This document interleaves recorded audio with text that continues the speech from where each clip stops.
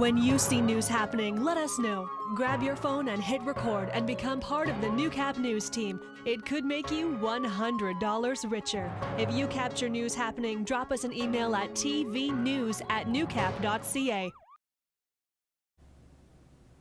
Well, last week, City Council received an operational plan for addressing the input from residents in the Lloyd Needs Survey. Two key directives: increased emphasis on partnerships and community engagement. Josh Ryan has more. The Lloyd Needs Survey highlighted issues that Lloydminster residents care about, everything from transit to crime reduction. Now, administration is incorporating those results into a developing plan. They were looking for some direction, and they've highlighted some good points, and I think that's where we'd like to see it as council going forward.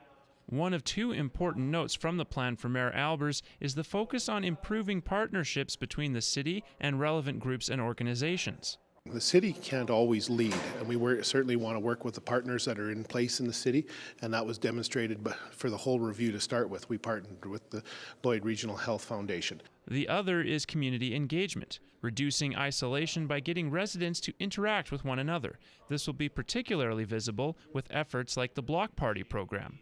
We've had people come and go to our city. It's a young city, so the opportunity to get together on a Saturday afternoon or a Sunday evening, whatever works for them, and it's a great idea. And by increasing community engagement, other areas of concern might be addressed. Having neighborhoods get together and people getting to know their neighbors will add value for crime reduction and all sorts of payback for the community, so I'm very supportive of that. Josh Ryan, Newcap News.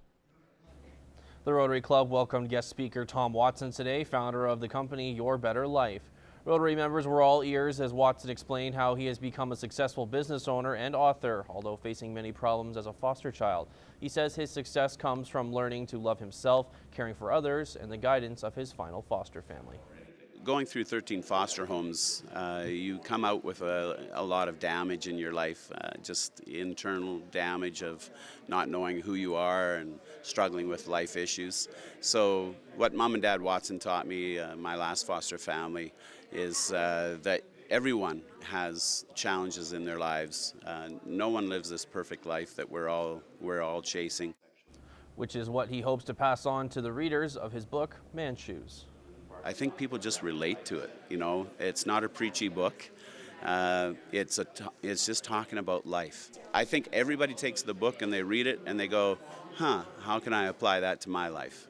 Now, proceeds from Watson's book sold at Rotary will go to Jared Russell's Cycle Challenge to fight kids cancer. The annual 4-H Expo wrapped up this afternoon at the Lloyd X Grounds. Area kids have been busy since the fall with various projects, and the Expo is in the final with this final showpiece of the year. Thank you, Maddie. Yeah, a little more work on that pony and do better than your mom. Newcap News was on hand to present the Senior Member Showmanship Trophy. This year's theme was The Next Generation. The future is very bright. There's a lot of young, keen members in our industry. 4-H gives you an edge, and in the future, when you go to apply for a job or for school, 4-H looks amazing on an application. Several aspects of the 4-H year were on display. The winner of this year's grand champion came from Lloydminster Beef Club. It means so much. Like, you work all year, like you work your butt off all year long. You bond with this calf, and then to be able to go out there and win with them, like, it just means so much. And have all the people you love and admire around you, like, congratulating you, it's really amazing. The animals were auctioned off with the sale money helping out the kids with their future plans. The 4-H programs are now on a break for summer.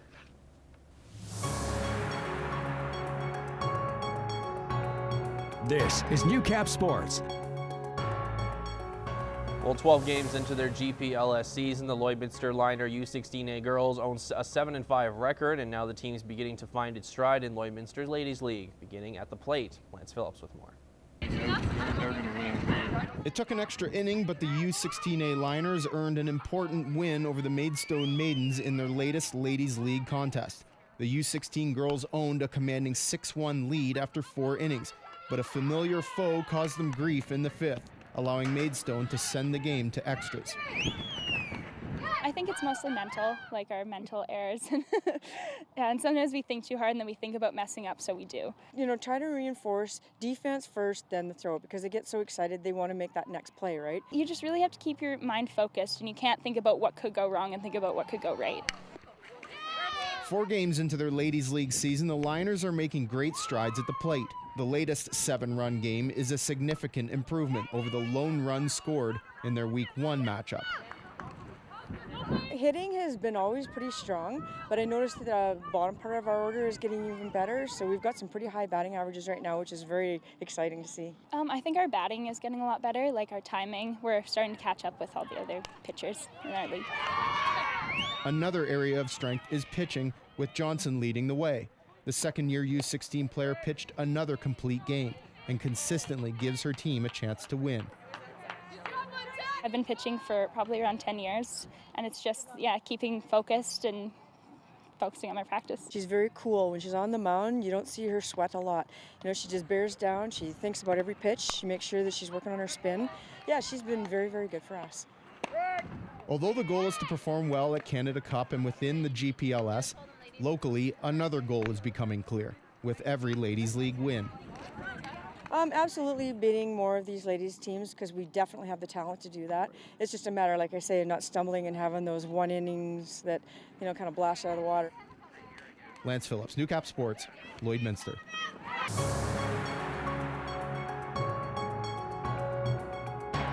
This is Newcap weather with Gerard Lampa. Welcome back, everyone. So again, started off the day on the cool side, but not too shabby at the moment there. Made it up to 20. It's been back and forth from 19 and now back up at 20 again. There's some cloud cover around, remnants of what we saw this morning, the tail end of it rumbling on through there, and some of it showering around parts of the lakelands at the moment. So let's look at this map and put it into motion as this system treks out of the region. We're stuck with some of the cloud cover, yes, but with some clearer breaks as we go forward, and some of that cooler air, of course, will slide in behind it there. So some clearer breaks, yes, some cloud cover building again tomorrow afternoon, and the prospect, we give it about a 40 to 50% chance for some scattered, isolated showers. One might be thundery. There's that always that prospect, especially at this time of the year as it heats up during the course of the day and needs to cool off during the evening period or afternoon period, as it were. So temperature-wise, tomorrow again, similar to what we saw today, maybe a slow start, aiming for 18, maybe 19 with a little luck. Today we were at 19 and 20 eventually, but started off really cool around 10s and 11s across the region. 19 for Edmonton and Lac-La-Biche areas possible, as well as Bonnyville tomorrow. 19 around Provost and Macklin, and off to the northeast. 18 at Isla Cross possible. 20 at Green Lake. 19 at Meadow Lake. 18 at St. Walburg. 19 for Battlefords and area. Let's head across the country, stopping in Vancouver for 18. Similar temperature in Edmonton as well, with similar skies. 17 in Whitehorse. 9 in Yellowknife. Some showers pushing through Regina, so that's cooled things off a couple degrees from even in the last hour there. So they're at 22 at the moment. 17 in Winnipeg. Further afield to Toronto, just at 18. The cold front is sliding through from Quebec areas into the Maritimes, so just 8 in Quebec with showers, overcast in St. John's and Halifax. There was St. John's at 1 now, and just 6 in Halifax, and -1 out to Iqaluit. Let's come on back to the Battlefords now. 23, some of the cloud cover has moved on, so 23 and more blue skies available, but it'll build back in again overnight into the early hours of tomorrow morning, so just 8 is possible in the early hours of the morning, and then pushing up to 19 as the day goes forward. Some cloud cover building in, and maybe the odd chance one of those scattered showers, but maybe well to the south of the Battlefords and area. Showers in Cold Lake, and they've pushed up to 12. Mind you, they were 13 just after midnight, and they've struggled around 8 and 9 for the better part of the day in Cold Lake. 6 in the early hours of the morning, and then looking for 18 tomorrow with some spotty afternoon, so scattered, isolated showers seem possible there, and it's giving it about a 50, let's say 50-60% chance there. We're at 19, seeing some cloud cover pushing on in there, but the sun is still out, mind you, and it'll ebb and flow across the region overnight and to the early hours of the morning. So mainly clear by morning, settling for 8, and then the cloud cover building in again. Might see a scattered shower in mid-morning to early afternoon, but better chances looking like after 3 o'clock. So a passing afternoon shower, 5 o'clock in the afternoon, basically, and the prospect is one of those might be a strong one. We'll see what we get. Next 7 days then, so 22 Wednesday, mainly sunny, 26 Thursday, and again, that isolated showers around lingering into Friday. Friday looking a little stronger for its 26, and then mainly sunny on Saturday for 30, 22 Sunday, might have some showers on Sunday too, at the odd 20% chance. That might linger into Monday, but still too far away to say with certainty. 20 on Monday then, so looking good in terms of the averages overall, and just those scattered showers around at the middle to the end of the week. Connor, back to you for Agriculture News.